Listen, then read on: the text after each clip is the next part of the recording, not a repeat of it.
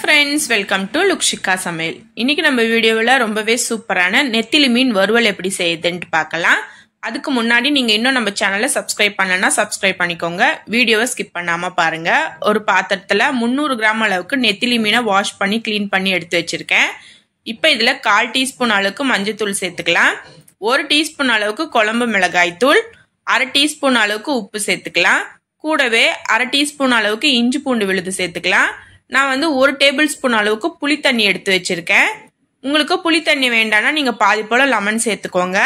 நல்லா பைண்டிங்காக 1 டீஸ்பூன் அளவு கார்ன்ஃபிளவர் சேர்த்துக்கலாம்.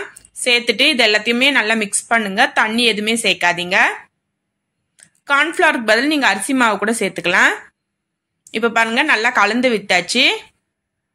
இப்போ இதை நம்ம தனியா எடுத்து வச்சிடலாம். ஸ்டவ் ஆன் பண்ணிட்டு ஒரு தவா எடுத்துக்கலாம். தவாவை நல்லா ஹீட் பண்ணிக்கலாம். இதை ஊரெல்லாம் வைக்க தேவையில்லை. எண்ணெய் நல்லா அப்ளை பண்ணிக்கோங்க. நல்லா எண்ணெய் ஹீட் ஆனதும் நம்ம மீன் எடுத்து வச்சிடலாம். கொஞ்சம் கொஞ்சமாக போட்டு பொரிச்சு எடுத்துக்கோங்க. மீன் எல்லாமே சேர்த்துட்டு மேலே 1 டீஸ்பூன் அளவுக்கு எண்ணெய் சேர்த்துக்கோங்க. அப்போதான் உடையாம வரும். சேர்த்துட்டு ஸ்டவ்வை ரொம்ப ஹைல வைக்காம மீடியம் ஃப்ளேமில் வச்சுடுங்க. இப்போ ஒரு சைடு வெந்துடுச்சு. நம்ம திருப்பி போட்டுக்கலாம்.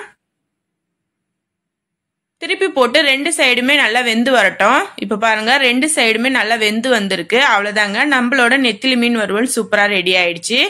நல்லா கிறிஸ்பியா டேஸ்டா இருக்கும். கண்டிப்பா மிஸ் பண்ணாம ட்ரை பண்ணி பாருங்க. ட்ரை பண்ணி பார்த்துட்டு எப்படி இருக்குன்னு எனக்கு கீழே கமெண்ட் செக்ஷன்ல சொல்லுங்க.